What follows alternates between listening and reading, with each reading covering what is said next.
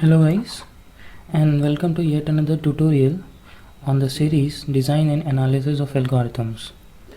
So in this video we will see some examples on the previous discussed theory on asymptotic notations, and we will also see how to compare various functions. This will help us all together in basically solving lots of competitive exam problems. So let us look at the first question.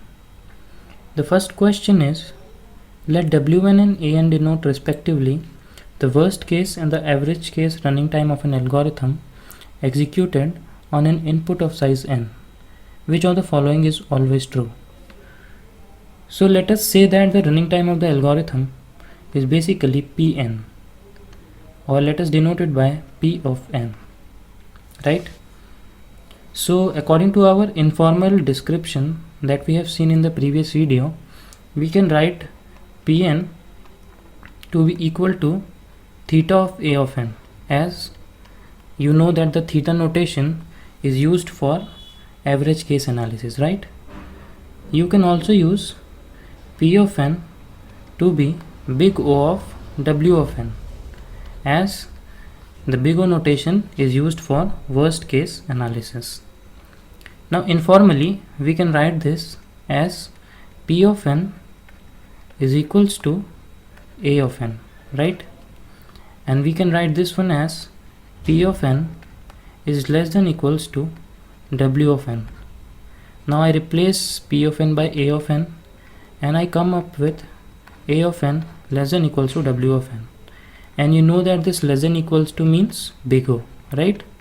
So we can write that A of n is big O of W of n. Hence the C option is correct. Well, you can see that the D option is correct as well, but then the tighter bound is C because it is less than equals to, whereas in small o you have just less than, right? Let us look at the second problem. What does it mean when we say that an algorithm X is asymptotically more efficient than algorithm Y? So the first option says X will be better choice for all inputs. Well, you know, when we talk about asymptotic notations, we are basically talking for large inputs, right? That is when your input size tends to infinity. That is what we discussed in the last video, right? So certainly option 1 is not correct. Let us see at option C and D. X will be a better choice for all input except possibly large inputs, but then we have already seen that we are talking about large inputs, so C cannot be the answer. Similarly, it is saying Y will be a better choice for all inputs. Well, Y in any case cannot be a better choice for large inputs because you know that X is asymptotically better, so even D is wrong. Now see what B is saying. B is saying X will be a better choice for all input except possibly small inputs, right? This is how we are defining our asymptotic notations, right? That we are not concerned about small inputs, but then for large inputs X must be better than Y for us to say that S is asymptotically more efficient than Y. So therefore B is the correct option. So let us see this question. This question is quite a good question and it will make your concepts quite clear. So here you have been given to three functions, fn, gn and h of n, right? The first statement says that fn is big O of g of n, that is fn is less than equals to g of n, and it says that gn is not big O of f of n, that is gn is not less than equals to f of n. So with these two statements you can simply say that fn is less than gn, right? This is what this statement means. Now the second statement, you see, it says g of n is big O of h of n, that is g of n is less than equals to h of n, and h of n is also big O of h of n, that is h of n is also less than equals to g of n. So with these two statements, what you can conclude? That g of n has to be equals to h of n. Otherwise there is no way you can satisfy this. Similarly, to satisfy this, you have to come up to this conclusion. That is, the two conclusions that you have is fn is less than gn and gn is equals to hn, right? Now let us see at the options that they have given us. The first option says fn into gn is theta of gn into hn. That is, in fn times gn is equals to gn times hn. Well, this is not true. Let me give you a simple example. Let's say fn is n, gn is n square, and h is also n square. So if you see, fn into gn will be n into n square, and this will be n square into n square. So you can see asymptotically they are not equal, as this is n cube, this is n4, and they are with a less than equals to, less than equality. So this is not true. Let's see the second one, fn plus hn, that is n plus n square is equals to theta of gn, that is n square. That is, n plus n square should be equals to n square asymptotically, right? So you know, in asymptotic notations we can discard lower order terms. So basically we can write n square equals to n square, and this turns out to be true, right? Let's check the third one, that is h of n is theta times f of n. That means h of n must be equals to f of n, right? And what is h of n? H of n is n square and f of n is n. You can see this is not true, so C is not correct. Similarly, if you see gn into hn, so this will be n square into n square, and right hand side will be n into n. You can see this equality is also not true, hence this is also not correct. So the correct option is B. Okay, so now let us look at the next topic, that is how to compare between functions, how to know which function is bigger, which function is smaller, and so on. So before we look at some theory, let us develop some understanding by solving lots of examples. So the first question that we have is to compare two functions n and log n. So most of you might be knowing that n is greater than log n, or if you don't know, you can try some value putting methods, like let's put n equals to 16. So 16 and log 16. So in computer science, when we basically talk about logs, they are basically base 2. So log 16 will give us 4. So you know 16 is greater than 4, and therefore n is greater than log n. Or you can write that log n is equals to big O of n, right? So we will be using big O notations quite a lot in the remaining tutorials, as it is one of the most used notations in algorithms. Let's see the second question. So we want to compare root n and log n. So now this question is a bit difficult to solve, right? So I am gonna tell you a trick to solve such questions. So when you are not able to basically figure out which one is bigger and which one is smaller, and value putting also looks a bit tough, then what you can do is you can try taking log on both sides. That is step 1, take log. But here there is one change, we don't discard constants after taking log. Okay, so constant play an important role. As you might remember that in the previous informal way of solving questions, we were basically throwing off the constants. Here we don't do so. So you must keep these two things in point. Okay, so let's try to solve this question. So let's take log both sides, log root n and log of log n, right? So this will be 1 by 2 log n, and this will be log of log n, right? So let us put something like, let us put log n to be 2 power 16.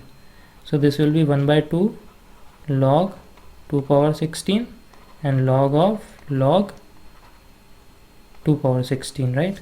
So this 16 will come down, this will be basically 8, and this will be log 16, right?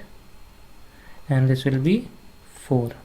So basically root n is greater than log n, that is root n is greater than log n, or log n is equals to big O of root n.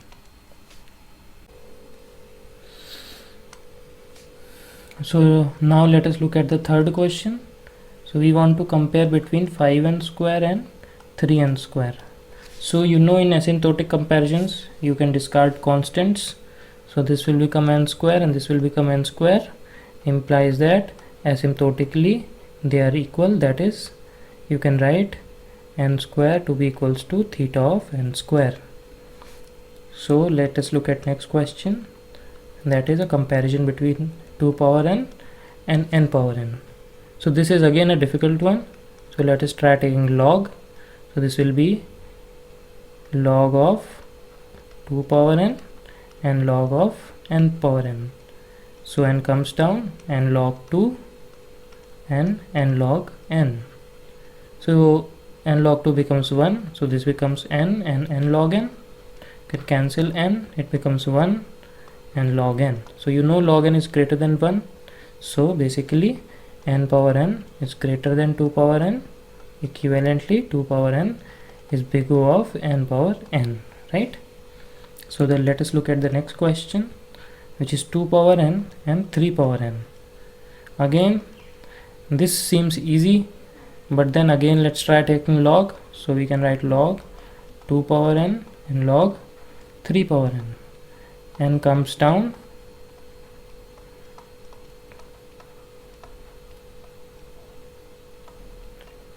right? Now as I told you, what was the point to don't discard constants, right? So that is, this side you have 1, this side you have log 3 base 2. Now you know log 3 base 2 will be greater than 1, so this implies that 3 power n is greater than 2 power n, equivalently 2 power n is big O of 3 power n, right? Okay, so now let us look at question number 6, which is 2 power n and 2 power n plus 1. So we can write 2 power n like 2 power n, and this can be written as 2 into 2 power n, right? So now you see this is a constant, we can discard and we will get 2 power n 2 power n. So this implies 2 power n is theta of 2 power n. So let us look at the next question, which is 2 power n and 2 power 2n. Here most of you might make a mistake, like you can write 2 power 2n to be 4 into 2 power n. Well, this is not correct, right? Because if you write this as 2 power 2 into 2 power n, so this will be equal to 2 power n plus 2, and 2 power 2n is not equal to 2 power n plus 2, so this is not the right way. So let us try taking log then. So we will get n log 2, we will get 2n log 2. So if you cancel n log 2, you will get 1, you will get 2. So you can make conclusion that 2 power n is smaller than 2 power 2n, or equivalently 2 power n is big O of 2 power 2n. So let us look at next question, which is question number 8. Well, this is very interesting question, and I want you to solve this by yourself. At least give it a try. Pause this video and try, and then look at the solution. Okay, so I hope you have tried this and you might have come up to a answer that your f of n is greater than your g of n. Well, you know that in asymptotic notations, what we basically study is large n's, right? What happens to a function when your n is large? So if you see, let's say somewhere n which is greater than 10,000, right? So fn for any value of n greater than 10,000 is going to behave like this. See with this definition, right? For n greater than 100, which is satisfied, and power 5, and your g of n is going to behave for something like n cube, right? and you know n power 5 is greater than n power 3. If not, take log, you will get 5 log n and you will get 3 log n. Cancel log n, you see 5 is greater than 3. That means your g of n is equals to big O of f of n, right? Well, this is interesting problem. Okay, now let us look at ninth question. Well, the ninth question is a pretty interesting one again. Now fn is given to be n power 1 plus sine n, right? So if you see the value of sine anything, sine theta, it is between -1 to 1, right? When theta is from any real number, that is r. That is, howsoever large you make your n, your sine theta will keep on oscillating between -1 to 1, right? So your fn is basically from 1 -1 to n power 1 plus 1, that is n power 0 1 to n square. And if you see your gn is n power cos n, and the cos n behaves similar to sin n, that is this will range from n power -1 to n power 1. As you see, these two functions for any large value of n is not comparable, right? Because they are oscillating. So for any large, these are not comparable, means you cannot say anything about their asymptotic complexity. So you must keep in mind that it is not always the case that you will get some answer while comparing two functions. Sometimes functions can be non-comparable as well. Okay, so the comparison methods that we have seen can be extended to more than two functions. Let us try to solve this 10th question, that is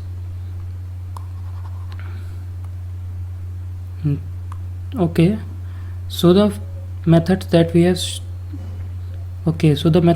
have seen can be extended to more than two functions, and using this, let's try to solve the 10th question, right? So the first step is to take log on all the functions.